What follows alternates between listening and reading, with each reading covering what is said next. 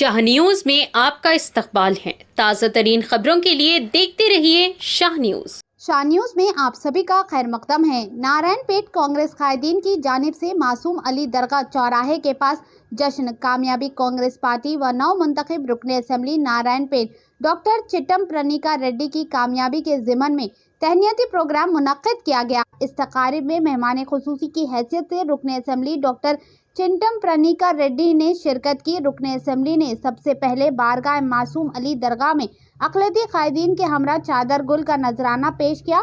इस तकारीब में अक़लियती कायद मोहम्मद नवाज मूसा ने नारायणपेट में अमन व अमान, ईदगाह और कब्रस्तान तामीरात काम को जल्द से जल्द मुकम्मल करने का रुकन असम्बली डॉक्टर चिट्टम प्रणिका रेड्डी से मुतालबा किया।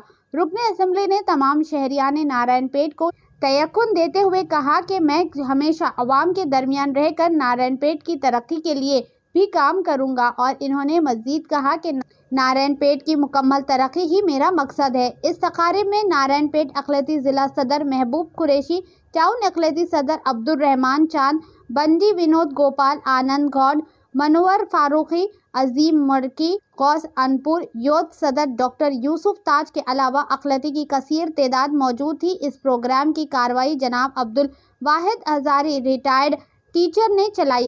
आइए देखते हैं इस खुसूस में चंद तफसील हमारी ये खास रिपोर्ट में। ऐसे ही अहम और खास खबरों के लिए शाह न्यूज़ को लाइक करें, सब्सक्राइब करें और शेयर करना ना भूलें। जो जलसे में मीडिया में हज़रात को मेरा सलाम। मैं यही कहना चाहता हूँ कि जो प्रियंका जीते हैं हमारी ख्वाहिश पूरी हुई, मगर आगे जो काम करना है मैं इनको 3 कंडीशन रखा हूँ। तो 3 कंडीशन ये है कि भाई नारायणपेट में लैंड ऑर्डर सही रहना, दूसरी चीज ईदगाह का काम अधूरा है वो पूरा होना, क्योंकि गैस एमएलए साहब जो है ना, मैं एमएलए वो ईदगाह का काम 2 करोड़ रुपए ला के करो, वो करो, ये करो बोले, मगर कंप्लीट नहीं हुआ ईदगाह, आज तक भी आदेश है। इस वास्ते वो मेरी गुजारिश है।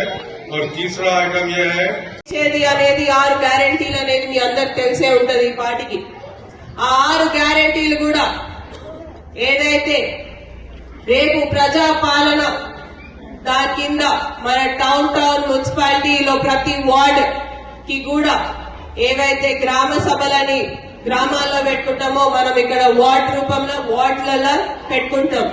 28వ తారీఖు నుంచి జనవరి 6వ తారీఖు వరకు కూడా అవి నడుస్తూ ఉంటాయి। మరి మున్సిపాలిటీ నేను చిన్నప్పుడు ఎట్లుగా అప్పుడు ఇప్పుడు కూడా అట్లనే ఉందని చెప్పిన, కరెక్టా కాదా? కరెక్టా? మా అంటే కొంచెం రోడ్లు వేసి ఉంటారు, కానీ డ్రైనేజ్ వేయకుండా రోడ్లు మీద వేసిండ్రు, అవునా?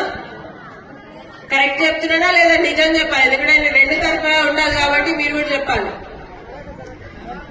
నేను ఈ 10 సంవత్సరాలు ఏమైందో నాకు చెప్పకండి అనేదే చెప్పిన మొదటి మాట, నాకు సంబంధం లేదు।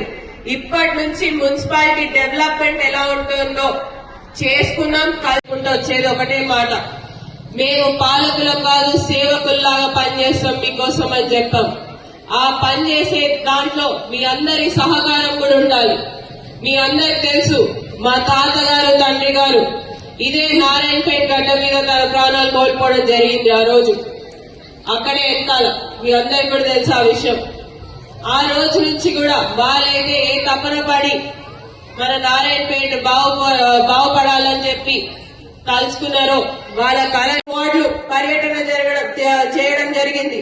అలాగే 24 వార్డులు పర్యటించే బాధ్యత కూడా నేను తీసుకుంటూ ప్రతి వార్డుకి తిరుగుతాను। ప్రతి పనులు కాని పనులన్నీ కూడా చేసుకుంటూ ముందుకెళ్తాం। తప్పకుండా నారాయణపేట్ టౌన్ అనేది ఏదైతే మనం కలలుగానే ఉంటాం, మున్సిపాలిటీ అంటే ఇలా ఉండాలి అని చెప్పి కలలుగన్నామో అదే మున్సిపాలిటీ కలలు అనేది కూడా నిజం చేసి చూపిస్తామనేది కూడా ఈ సభాముఖంగా మీ అందరికి తెలియజేయడం జరుగుతుంది। ఇంకా